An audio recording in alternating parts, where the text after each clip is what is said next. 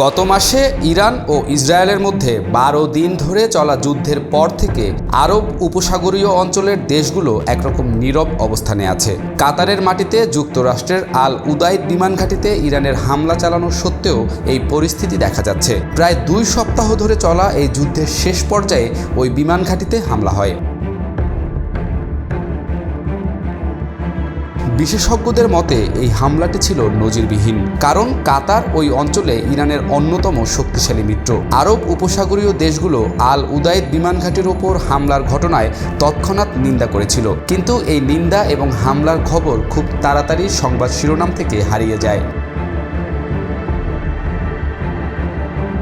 তাদের জায়গায় এমন রিপোর্ট আসতে থাকে যা ইরান ও প্রধান উপসাগরীয় দেশগুলোর মধ্যে গড়ে ওঠা নতুন কূটনৈতিক সম্পর্ককে তুলে ধরে।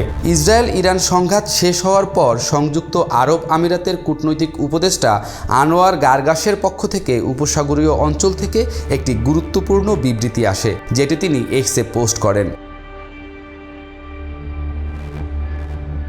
তিনি লেখেন, ইরানের বিরুদ্ধে ইসরায়েলের হামলার ক্ষেত্রে উপসাগরীয় দেশগুলোই দৃঢ় এবং কার্যকর অবস্থান নিয়েছিল। তা সত্ত্বেও ইরান ভ্রাতৃপ্রতিম দেশ কাতারের সার্বভৌমত্বের উপর আক্রমণ করেছে, যা আমাদের সকলকে প্রভাবিত করে। তিনি আরও বলেন, যেহেতু এই অঞ্চলে যুদ্ধ শেষ হয়েছে, এখন উপসাগরীয় প্রতিবেশীদের সঙ্গে আবার আস্থার সম্পর্ক স্থাপন করার দায়িত্ব মূলত ইরানের। এখন প্রশ্ন হলো, এই সংঘাত ইরানের সঙ্গে উপসাগরীয় দেশগুলোর সম্পর্কে কেমন প্রভাব ফেলছে?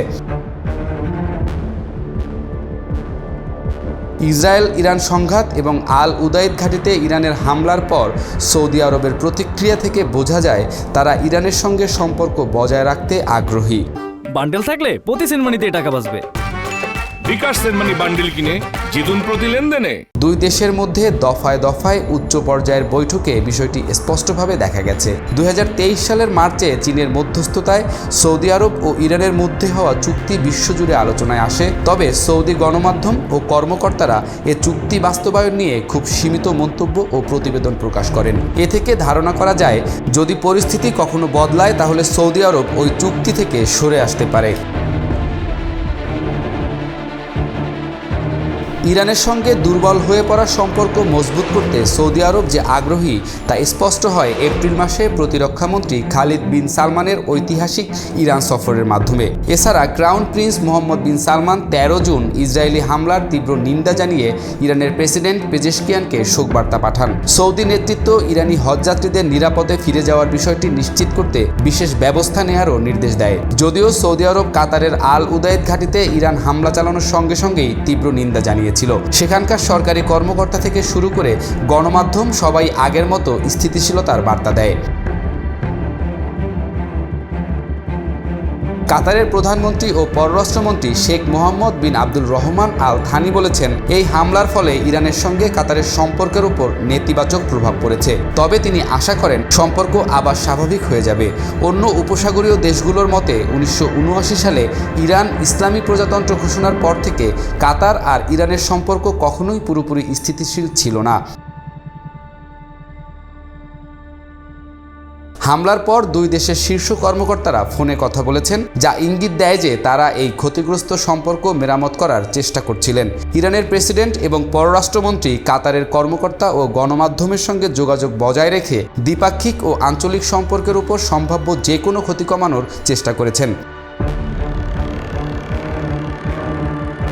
কাতারের প্রধান সংবাদ মাধ্যম আল জাজিরার ওয়েবসাইটে বিশ্লেষকরা লিখেছেন, ইরানের শাসন ব্যবস্থা পরিবর্তনের ব্যাপারে ইসরায়েলি উদ্দেশ্য উল্টো ফল দিতে পারে, কারণ ইরানি সামরিক কর্মকর্তাদের হত্যাকাণ্ডের ফলে জনগণের সহানুভূতি সরকারের প্রতি বেড়েছে, দেশ অস্থির হয়নি। সেখানে একজন বিশ্লেষক বলেন, ইসরায়েলের প্রবল হামলা ইরানকে একতাবদ্ধ করেছে, কারণ এখন বিরোধীদের রাজনৈতিক পরিবর্তনের দাবি পেছনে পড়ে গেছে এবং দেশের প্রতিরক্ষার কথাই বেশি হচ্ছে। সংযুক্ত আরব আমিরাত বা ইউএ হলো কিছু গুটিকয়েক আরব দেশের মধ্যে একটি, যাদের ইসরায়েল ও ইরান দুই দেশের সাথেই সম্পর্ক আছে। এই কারণে তাদের জন্য কোনো এক পক্ষ বেছে নেওয়া কঠিন হয়ে পড়েছে এবং তারা সবার আগে শান্তি এই পররাষ্ট্রনীতি অনুসরণ করতে বাধ্য হয়েছে। সরকারি পর্যায়ে ইউএ ইরানের উপর ইসরায়েলের হামলা এবং তার সার্বভৌমত্ব লঙ্ঘনের তীব্র নিন্দা করেছিল।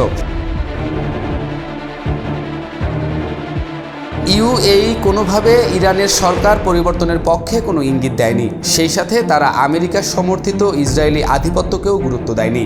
স্পষ্টতই মনে হয় উপসাগরীয় এই দেশটি এই অঞ্চলে ক্ষমতার ভারসাম্য রক্ষার পাশাপাশি ইসরায়েল ও ইরান দুই পক্ষের সাথেই সম্পর্ক বজায় রাখার পথ বেছে নিয়েছে। মিডিয়া রিপোর্ট অনুযায়ী কুয়েতে আমেরিকার বেশ কয়েকটি সামরিক ঘাঁটি রয়েছে, তবে অন্যান্য দেশের মতো কুয়েতও ইরানের উপর ইসরায়েলের হামলার তীব্র নিন্দা করেছে। লক্ষ্য করার মতো বিষয় হলো কুয়েত হলো ওই হাতে গোনা কয়েকটি দেশের একটি যারা ইসরায়েলের সঙ্গে সম্পর্ক স্বাভাবিক করার বিরুদ্ধে সবচেয়ে বেশি সোচ্চার ছিল। ওমান আঞ্চলিক বিষয়ে নিরপেক্ষ ভূমিকা পালন করে আসছে, কারণ দেশটির পররাষ্ট্রনীতি আলোচনা এবং হস্তক্ষেপ না করার মাধ্যমে বিরোধ মেটানোর প্রতিশ্রুতির উপর ভিত্তি করে গড়ে উঠেছে। ওমান এই বছর ইরান ও আমেরিকার মধ্যে পারমাণবিক কর্মসূচি নিয়ে একাধিক বৈঠকে মধ্যস্থতার ভূমিকা পালন করেছে। তবে ইরানের সঙ্গে ভালো সম্পর্ক বজায় রাখলেও ওমান কাতারের আল উদাইদ ঘাঁটিতে ইরানের হামলার নিন্দা করেছে এবং এই হামলা কাতারের সার্বভৌমত্বের লঙ্ঘন বলেও উল্লেখ করেছে। একই বিবৃতিতে ওমানের পররাষ্ট্র মন্ত্রণালয় ইসরায়েলকে সেই উত্তেজনার জন্য দায়ী বলে উল্লেখ করেছে এবং ইরানি হামলাগুলোকে আগে থেকে দেয়া উস্কানির ফলাফল বলে ব্যাখ্যা করেছে।